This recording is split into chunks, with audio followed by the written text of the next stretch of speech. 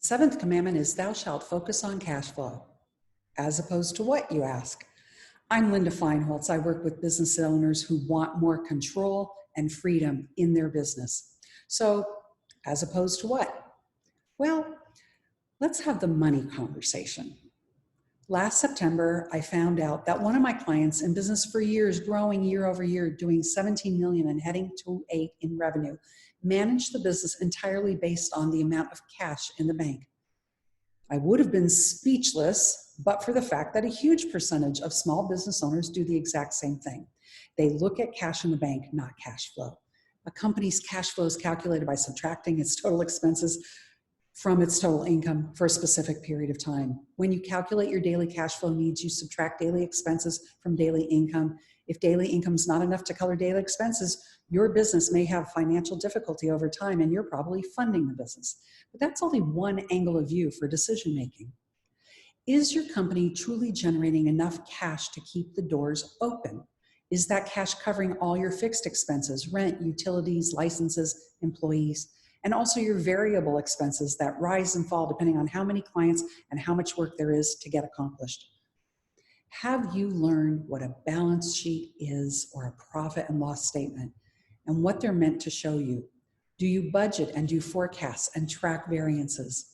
Without understanding and using them, you're operating on only 10% of the daily information you need to run a business that's predictable and in control and has any value in the eyes of bankers, brokers, investors, or buyers. You're running your company like an aerialist on a high wire.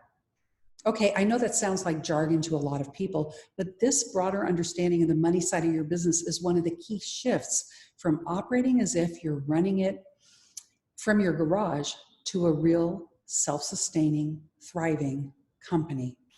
What are the side effects of not tracking your cash flow and having disciplined financial management? Well, that was the same question for my client who was financing her daily operations with the use of seven credit cards because she couldn't get a bank loan. She had no proof of revenues and expenses and how the business was managed, so the bank wasn't going to lend her a dime.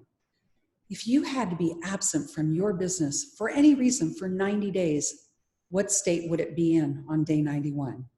Managing off of cash in the bank would only keep things going for about 15 to 30 days. That's a catastrophe waiting to happen for your customers, your employees, your vendors, and you. I know this topic is painfully dry, so I have 3 homework steps for you today.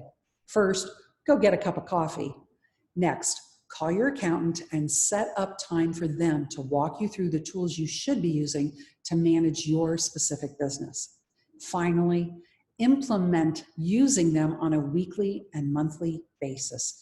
You need them to get your company in control, to make sure it has measurable value and can provide you with freedom. I think too many business owners have had a hang up about money for way too long. It's okay to make a difference, have great service, produce great products. Is it going to be free? Of course not. Profitable? Well, I sure hope so. But understanding money, too many people say, I'll get around to it eventually. And I say, that's bullshit. We're here to make a difference in the world, fine. We're here to make a profit. The two go hand in hand. If you're ready to create a business that you're not stuck in, you can learn more at onday91.com and book time to talk with me privately about what is going on in your business.